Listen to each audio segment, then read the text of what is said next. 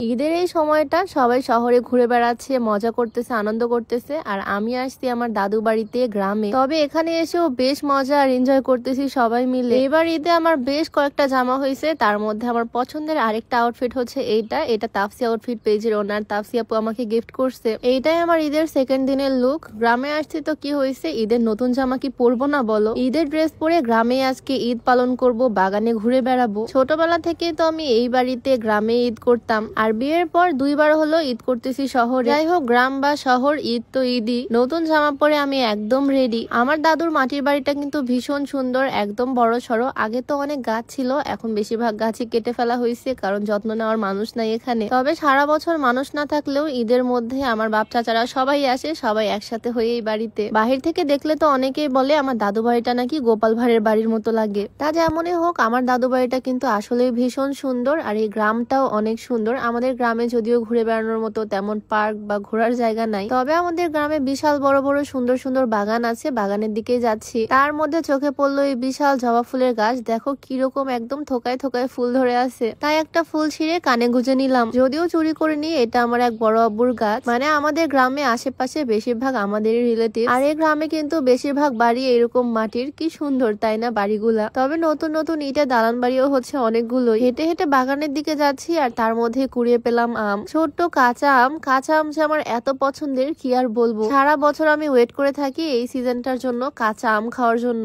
Season ছাড়া যখন আমের ভিডিও চোখের সামনে পড়ে, তখন মনে হয় মুখের মধ্যে একদম বন্যা বয়ে যায় আমার। এই বছরের প্রথমবার কাঁচা আম খেলাম, আমার তো কথা বলতে বলতে মুখে পানি চলে আসতেছে। ঘুরে বেড়াচ্ছি ঠিকই, বাট আমার আম খাওয়া স্টপ হচ্ছে না। তো ঘুরতে ঘুরতে বাগানের দিকে চলে আসলাম, আর আমাদের বাগানের শুরুতেই পড়ে বিশাল এই পুকুরটা। আগে এই পুকুরে দাদির সাথে কত গোসল করছি, কিন্তু এখন পুকুরের ঘাটই নাই, পুকুরের পানিও একদম নোংরা। ঘুরে বেড়ানোর জন্য আসলাম, বাট আম কুড়াতে কুড়াতে আমার দিন শেষ। আশেপাশে শুধু চোখ যাচ্ছে আমের দিকে। ছোট্ট ছোট্ট কাঁচা আম, টক টক, কি যে মজা লাগতেছে খেতে। কুড়িয়ে কুড়িয়ে একদম হাত ভর্তি করে ফেলতেছি। আম বাগানের নিচে একদম আম পড়ে আছে। বাগানের দিকে এখন কেউ নাই, হাতে করে বেশ কয়েকটা পটকা নিয়ে আসছি, সেগুলোই ফাটাবো আর মজা করব। আচ্ছা, ভিডিওর মাঝখানে তোমাদেরকে একটু বলে রাখি, তোমরা যারা ওজন কমাতে চাও, চিকন হতে চাও, তোমরা চাইলে এই হার্বাল স্লিমিং টিটা ট্রাই করতে পারো। এটা সম্পূর্ণ প্রাকৃতিক উপাদান দিয়ে তৈরি হয়, এটাতে কোনো রকমের সাইড এফেক্টের ভয় নাই। ওজন কমানোর পাশাপাশি এটা গ্যাস্ট্রিকের সমস্যাটাকেও দূর করবে। এইটা তোমরা বিউটি বাই লিম ফেসবুক পেজ থেকে পেয়ে যাবা। পেজটা আমার ডেসক্রিপশনে মেনশন করে দেওয়া থাকবে, নাম্বারটাও স্ক্রিনে দিয়ে দেওয়া থাকবে। তো হাঁটতে হাঁটতে একটা ফাঁকা জায়গায় চলে আসলাম, পটকা ফাটানোর মতো একদম পারফেক্ট একটা প্লেস পাইছি। তবে আমার আম খাওয়াই যেন শেষ হচ্ছে না। বাগানের একদম শেষের দিকে এখানে একটা ডিপ আছে, এটাকে আমরা ডিপই বলি। ছোটবেলায় অনেক গোসল করতাম এখানে ঠান্ডা ঠান্ডা পানি দিয়ে, যদিও এখন গোসল করার মতো পরিবেশ তার নাই। যাই হোক, হাতে করে পটকা গুলো নিয়ে আসছিলাম, মরিচ পটকা, এগুলো এখন ফাটাবো। আমি কিন্তু ভাই ভীষণ সাহসী, পটকা ফাটাচ্ছি তাও আবার নির্ভয়ে নিজে নিজে চলে আসছি এরকম লুমলি ঝুমলি জামা পরে। ওড়নাটা একদম অর্গানজা ফেব্রিক্সে, তাই ভালো করে বেঁধে নিচ্ছি যাতে আমার ওড়নাতে আগুন না লেগে যায় কোনোভাবে। জামা কাপড় একদম ধরে বেঁধে নিয়ে এখন প্রিপারেশন নিচ্ছি আমি পটকা ফাটানোর। যতই সাহসী মুখে বলি না কেন, মনে মনে একটু ভয় লাগে, কারণ আচমকা আওয়াজে আমি প্রচুর ভয় পাই। কোন রকমে আগুন দিয়েই তো আমি এলাকায় আর নাই, দৌড় দিছি। 2-3 সেকেন্ড পরও ফাটতেছে না, আর ফাইনালি একদম ঠাস করে ফেটে উঠছে, আর আমিও ভয় পেয়ে গেছি। এরপর একদম একসাথে 4-5টা দিয়ে দিয়েছি, একসাথে সবগুলো একদম ঠাস ঠুস ঠাস ফাটতে আছে। দেখো জাস্ট উড়ে উড়ে যাচ্ছে এক এক জায়গায়। আমার তো মনে হচ্ছে এগুলো ভীষণ রিস্কি, তবে সবাই মিলে অনেক মজা করতেছি। এতক্ষণ ভিডিওতে আমাকে একাই দেখছো, বাট আমরা কিন্তু একা আসিনি, আমরা সবাই মিলে আসছি বাগানে ঘুরে বেড়াতে। অন ক্যামেরা আমরা কি সুন্দর তাই না? সোশ্যাল মিডিয়াতে আমাদের এরকমই দেখো, বাট রিয়েলিটিটা জাস্ট দেখো।